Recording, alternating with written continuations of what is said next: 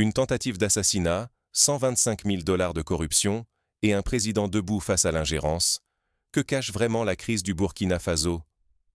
En quelques heures à peine, un complot méticuleusement orchestré pour éliminer Ibrahim Traoré, président du Burkina Faso, a été découvert et neutralisé à l'ultime seconde. Derrière cette machination se profile un nom, Paul-Henri Sandaogo Damiba, l'ancien chef d'État aujourd'hui en exil, soutenu dans l'ombre par la Côte d'Ivoire et encouragé par la France. 125 000 $. C'est la somme vertigineuse qui a circulé, destinée à soudoyer des militaires burkinabés et à obtenir des informations cruciales. Une opération massive de corruption avec un objectif limpide, renverser Traoré et étouffer la révolution populaire du Burkina Faso. Mais le plan a échoué. Le peuple burkinabé, uni et vigilant, a refusé de se vendre. Dans les casernes, dans les rues, dans les villages, la résistance s'est spontanément organisée. Leur message est sans appel. La souveraineté du Burkina Faso n'est pas à vendre, pas plus que la dignité de son peuple. La Côte d'Ivoire, avec l'appui de la France, pariait sur la chute de Traoré pour replacer Damiba à la tête du pays. Mais l'enjeu est bien plus vaste. Une victoire contre Traoré ouvrirait la voie à une nouvelle ère de domination étrangère en Afrique de l'Ouest. Face à cette offensive, Ibrahim Traoré incarne une résistance inébranlable. Il refuse de plier, symbolisant l'espoir d'une Afrique décidée à briser le joug du néocolonialisme et à écrire sa propre histoire. Son engagement rallie le peuple, plus déterminé que jamais à défendre chaque parcelle de liberté acquise au prix fort. Pour prendre la mesure de cette crise, il faut se souvenir de l'histoire récente du Burkina Faso. En 2014, la chute de Blaise Compaoré, au pouvoir depuis 27 ans, avait déjà marqué un tournant. Ce soulèvement populaire, appelé l'insurrection d'octobre, avait montré la capacité du peuple à chasser un dirigeant jugé trop proche des intérêts étrangers, notamment de la France. L'histoire se répète, mais cette fois, les enjeux sont encore plus grands. En 2022, ce fut au tour de Damiba d'être renversé, suite à une vague d'indignation contre la corruption et l'incapacité à endiguer l'insécurité. Ce contexte rappelle également les troubles au Mali, où des coups d'État successifs ont aussi été justifiés par la lutte contre l'ingérence étrangère et la corruption. Aujourd'hui, la tentative de retour de Damiba, orchestrée de l'étranger, révèle combien les puissances régionales et mondiales se disputent le contrôle du Burkina Faso. Ce petit pays enclavé, bien qu'apparemment modeste, possède une position stratégique au cœur de l'Afrique de l'Ouest, contrôlant d'importants axes de transit et richesses naturelles, notamment l'or, devenu une ressource convoitée. Mais le peuple burkinabé, fort de son histoire de lutte, a opposé une résistance farouche. À l'image de la résistance populaire contre l'apartheid en Afrique du Sud, les Burkinabés ont organisé des veillées citoyennes, des patrouilles bénévoles et des collectes de fonds pour soutenir les forces de défense. Dans certains villages, des groupes de femmes se sont mobilisés pour préparer des repas aux soldats, tandis que des jeunes veillaient sur les points stratégiques. Le plan de corruption s'est heurté à un mur d'intégrité. Aucun officier n'a accepté de trahir son pays pour quelques billets, si bien que les tentatives d'achat de conscience ont été dénoncées de l'intérieur même des casernes. L'histoire fourmille d'exemples où l'achat de loyauté a mené à la ruine. Pensons à l'Empire romain, miné par la corruption et les trahisons internes, ou plus récemment à la chute de régimes issus du printemps arabe, incapables de fédérer face à la division. La Côte d'Ivoire, en s'impliquant, a pris un risque considérable. Elle a cru, comme d'autres puissances avant elle, que la force de l'argent primerait sur la force de la conviction. Pourtant, l'échec du complot a fragilisé la position régionale d'Abidjan, qui doit aujourd'hui s'expliquer devant ses partenaires africains. En 2010, la Côte d'Ivoire elle-même avait subi une crise politique majeure, culminant avec la chute de Laurent Gbagbo. Cette histoire devrait rappeler à ses dirigeants que l'ingérence a toujours un coût. Le Burkina Faso, quant à lui, a répondu par une mobilisation sans précédent. Le président Traoré, loin de se retrancher derrière ses gardes, est apparu publiquement, multipliant les rencontres avec les citoyens et les soldats. Il a évoqué l'exemple de Thomas Sankara, le Tchè africain, assassiné en 1987 pour avoir voulu rendre son pays réellement indépendant. Traoré, en refusant le salaire présidentiel, en partageant la vie quotidienne de ses concitoyens, a voulu montrer que le pouvoir ne se résume pas à des privilèges, mais à la responsabilité envers la nation. Dans les quartiers populaires de Ouagadougou, la jeunesse a organisé des concerts de soutien, des fresques murales à l'effigie de Traoré et des campagnes de sensibilisation sur les réseaux sociaux. Des initiatives similaires avaient été observées lors de la révolution tunisienne, où les jeunes avaient joué un rôle décisif dans le renversement de Ben Ali. Ici aussi, la jeunesse burkinabé s'impose comme le moteur du changement. Pourtant, la menace est loin d'être écartée. Les puissances étrangères, humiliées par leur échec, affûtent de nouveaux plans. À Paris, certains médias évoquent la nécessité de restaurer l'ordre dans la région, tandis que des lobbyistes s'activent à Bruxelles et à Washington afin de justifier une nouvelle implication dans le Sahel. La résistance du Burkina Faso n'est pas un cas isolé. Le Mali, le Niger, la Guinée et même le Sénégal connaissent eux aussi une montée de la contestation contre la domination étrangère.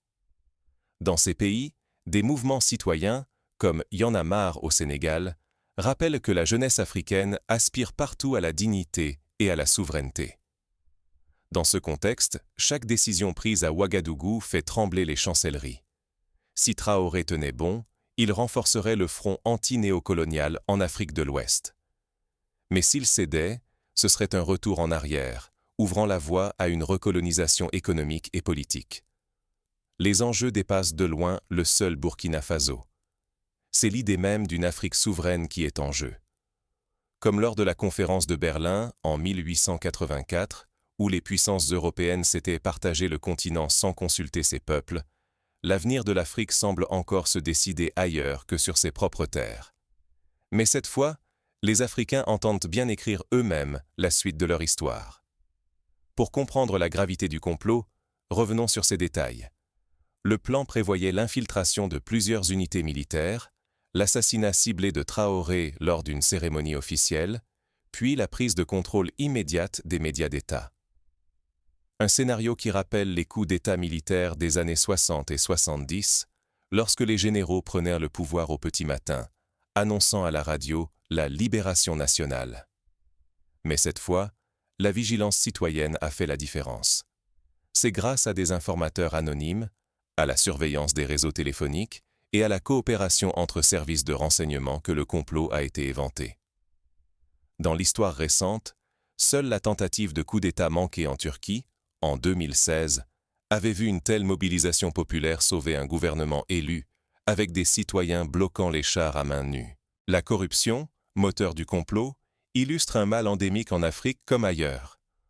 Selon Transparency International, la corruption coûte chaque année des milliards de dollars au continent, freinant son développement et minant la confiance dans les institutions. Mais ici, à l'inverse de tant d'exemples passés, la dignité a primé sur l'appât du gain. Le gouvernement, conscient du danger, a réagi avec fermeté. Arrestation immédiate des suspects, interrogatoire sous contrôle judiciaire, communication transparente à la presse et aux partenaires internationaux. Ce choix de la transparence tranche avec les pratiques du passé, où bien souvent, les enquêtes étaient étouffées, les responsables jamais sanctionnés. Pour renforcer sa position, Traoré a sollicité le soutien de l'Union africaine et de la Communauté économique des États de l'Afrique de l'Ouest, CEDEAO. Il a présenté les preuves du complot, exigeant la condamnation des puissances impliquées. Cette stratégie rappelle le combat de Patrice Lumumba, Premier ministre du Congo, qui avait lui aussi sollicité l'appui africain face aux ingérences belges, malheureusement avec un succès mitigé. Mais cette fois, le contexte a changé. L'opinion publique africaine, galvanisée par les réseaux sociaux, ne tolère plus l'indifférence ou la complicité. Des pétitions circulent, des appels à boycotter les produits ivoiriens ou français se multiplient et les artistes s'engagent dans la bataille des idées. Dans les campagnes, des chefs coutumiers ont organisé des cérémonies pour bénir les dirigeants, rappelant que la légitimité ne se limite pas aux urnes, mais s'enracine dans la culture et la tradition. Cette mobilisation multiforme rappelle celle du Ghana sous Kwame Nkrumah, où l'indépendance avait été arrachée grâce à l'union sacrée du peuple autour de ses leaders. Pourtant, la partie est loin d'être gagnée. Le Burkina Faso reste un pays vulnérable, confronté à la menace djihadiste, à la fragilité économique et aux divisions internes. La moindre fissure pourrait être exploitée par ses adversaires. Pour éviter le chaos, plusieurs scénarios se dessinent. Premier scénario, l'isolement international. Si la CEDEAO et l'Union européenne décidèrent de sanctionner le Burkina Faso, la pression sur l'économie déjà fragile serait immense. Le Nigeria, principal fournisseur d'énergie, pourrait suspendre ses livraisons, tandis que les banques internationales pourraient geler les avoirs de l'État. Ce scénario a déjà été vécu par le Zimbabwe de Robert Mugabe, dont la population a payé le prix fort de l'isolement. Deuxième voie, la médiation régionale. Des pays comme l'Algérie ou le Ghana pourraient proposer leur bon office, organisant des pourparlers entre Ouagadougou et Abidjan pour désamorcer la crise. Ce type de médiation, s'il réussit, pourrait éviter le bain de sang et préserver l'unité régionale. L'Afrique du Sud, après la fin de l'apartheid, avait su organiser une transition pacifique grâce à la médiation internationale. Troisième hypothèse, la plus sombre, la guerre ouverte.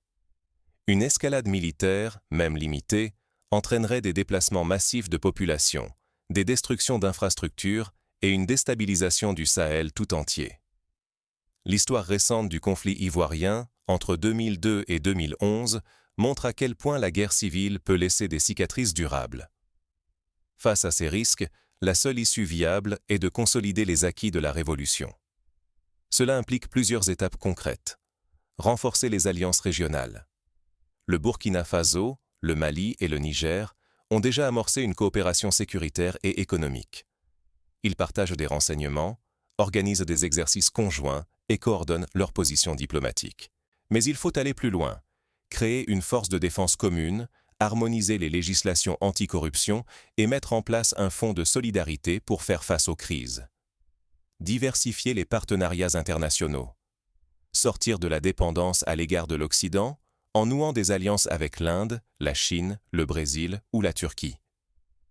Ces pays, eux aussi anciens colonisés, partagent une expérience utile de la résistance à la domination étrangère. Le Rwanda de Paul Kagame, en misant sur des partenariats non traditionnels, a su transformer son économie et sa diplomatie. Investir dans l'autosuffisance économique. Le Burkina Faso doit valoriser ses ressources, l'or, le coton, l'élevage, mais aussi investir dans l'éducation, la recherche et les nouvelles technologies. La Corée du Sud, après la guerre, était un pays ruiné. Par la mobilisation nationale et l'investissement dans le capital humain, elle est devenue une puissance mondiale. Le Burkina Faso peut s'inspirer de ce modèle pour bâtir sa résilience. Renforcer l'unité nationale. La lutte contre la corruption doit être sans concession. Mettre en place des tribunaux spéciaux, encourager les lanceurs d'alerte, protéger les journalistes d'investigation. Ces mesures, déjà en place dans certains pays nordiques, ont fait leurs preuves pour restaurer la confiance. En Afrique du Sud, la commission Zondo sur la corruption a montré l'importance de la transparence pour tourner la page des abus du passé. Promouvoir la participation citoyenne. Organiser régulièrement des forums de discussion, des référendums locaux, des consultations citoyennes. Donner la parole aux femmes, aux jeunes, aux minorités ethniques. Le Sénégal, avec ses assises nationales, a montré qu'un dialogue inclusif peut apaiser les tensions et ouvrir la voie à des réformes profondes. Sur le plan international, il s'agit d'affirmer une doctrine claire, le respect de la souveraineté, la non-ingérence et la coopération mutuellement avantageuse. Le Burkina Faso doit porter ce message dans toutes les tribunes, de l'Union africaine à l'Organisation des Nations Unies, en passant par la francophonie. Faire entendre la voix des peuples africains, c'est aussi rappeler à l'Europe et à l'Amérique que le temps du paternalisme est révolu. Préparer la jeunesse à prendre le relais. Investir dans l'éducation civique, dans la formation technique, dans l'entrepreneuriat. Offrir des bourses, créer des incubateurs de start-up, encourager l'innovation. L'avenir du pays sera façonné par les jeunes, à condition qu'ils disposent des outils et de la confiance nécessaires. Le Maroc et la Tunisie, En misant sur l'économie numérique, ont réussi à retenir une partie de leur talent, malgré les difficultés. Maintenir une vigilance permanente. La défense du pays ne se limite pas à l'armée. Chaque citoyen, chaque village, chaque quartier doit être acteur de la sécurité. Développer des systèmes d'alerte précoce, soutenir les comités de vigilance, renforcer la police de proximité. L'expérience du Rwanda, où la sécurité communautaire a permis de prévenir la résurgence de la violence, peut servir de modèle. Enfin, il faut garder à l'esprit que la souveraineté n'est jamais acquise. Chaque jour, elle doit être défendue, expliquée, consolidée. Les ennemis de l'Afrique ne désarment jamais vraiment. Ils changent de stratégie, utilisent de nouveaux outils, cherchent à diviser pour mieux régner. La vigilance, la transparence et la solidarité sont les seules armes efficaces contre la manipulation. Face à la tentation du découragement, il faut se rappeler des mots de Thomas Sankara. Nous devons oser inventer l'avenir. Oser, c'est refuser la résignation, c'est choisir l'action, c'est croire en la capacité du peuple à surmonter les obstacles. Aujourd'hui, à Ouagadougou, le sort d'un continent se joue. Mais il ne s'agit pas seulement d'un affrontement entre chefs d'État ou entre armées. C'est le combat pour la dignité, pour la justice, pour le droit de chaque nation à tracer sa propre route. Le Burkina Faso, en résistant à l'ingérence, montre la voie à toute l'Afrique. Son exemple inspire au-delà de ses frontières, jusque dans les quartiers populaires de Dakar, d'Abidjan ou de Bamako. Partout, les peuples observent, espèrent, se mobilisent. Mais la vigilance doit rester de mise. Les prochaines semaines seront cruciales. Chaque décision peut faire basculer l'équilibre régional. Les ennemis de la souveraineté n'ont pas dit leur dernier mot. Ils tenteront de semer la division, de manipuler l'opinion, d'acheter des consciences. Pour éviter le pire, il faut traduire la mobilisation en actes concrets. Renforcer la justice, investir dans l'éducation, soutenir les entrepreneurs, encourager la presse libre, protéger les minorités. Chaque pas compte. Chaque victoire, même modeste, pave la voie vers une Afrique plus forte, plus juste, plus indépendante. Le sacrifice du peuple burkinabé ne prendra tout son sens que si l'on tire les leçons du passé. Apprendre de ses erreurs, refuser la complaisance, oser la réforme. Les grandes nations ne se sont pas construites en un jour. Elles ont surmonté des défaites, encaissé des coups, mais n'ont jamais abandonné leurs rêves. L'enjeu, aujourd'hui, n'est rien de moins que la renaissance africaine. Une Afrique qui décide par elle-même, qui coopère sur un pied d'égalité, qui refuse les diktats venus d'ailleurs. Une Afrique fière de son histoire, mais tournée vers l'avenir. La crise du Burkina Faso est un test pour tous. Un test pour ses dirigeants, pour sa jeunesse, pour ses alliés, mais aussi pour ses adversaires. Chacun devra choisir son camp, la dignité ou la soumission, la solidarité ou l'égoïsme, le progrès ou la stagnation. À chaque époque, des peuples se sont dressés, parfois seuls, contre des empires apparemment invincibles. Les Vietnamiens contre la France et les États-Unis, les Algériens contre la colonisation, les Sud-Coréens contre la dictature. Ils ont montré que rien n'est impossible à un peuple uni et déterminé. La jeunesse burkinabé, aujourd'hui, porte cet héritage. Elle doit s'approprier les outils du monde moderne. Internet, les réseaux sociaux, la science, l'innovation. Elle doit apprendre l'histoire de l'Afrique, ses succès comme ses échecs, pour éviter de reproduire les erreurs du passé. Elle doit aussi s'ouvrir au monde, dialoguer, échanger, tisser des liens avec d'autres peuples en lutte. Ce combat, enfin, n'est pas seulement celui des Burkinabés. Il concerne chaque Africain, chaque citoyen du monde attaché à la justice. L'indifférence, l'inaction, l'oubli sont les pires ennemis de la liberté. Chacun peut agir, en s'informant, en partageant la vérité, en soutenant les voies libres, en refusant la tyrannie de l'argent et de la peur. L'histoire retiendra ceux qui auront osé dire non, ceux qui auront choisi l'honneur plutôt que la facilité. Elle retiendra aussi ceux qui, par leur silence ou leur complicité, auront permis aux oppresseurs de triompher. Le destin du Burkina Faso est entre les mains de son peuple, mais il interpelle aussi le monde entier. Refuser la fatalité, c'est déjà changer le cours des choses. Oser espérer, c'est préparer la victoire. Car l'avenir appartient à ceux qui croient en la beauté de leurs rêves, disait Eleanor Roosevelt. Ce rêve, aujourd'hui, a le visage de la jeunesse africaine, de ses femmes, de ses paysans, de ses travailleurs, de ses intellectuels, de ses artistes. Leur combat n'est pas vain. Il ouvre la voie à une Afrique debout, fière, souveraine. Et vous, de quel côté serez-vous ?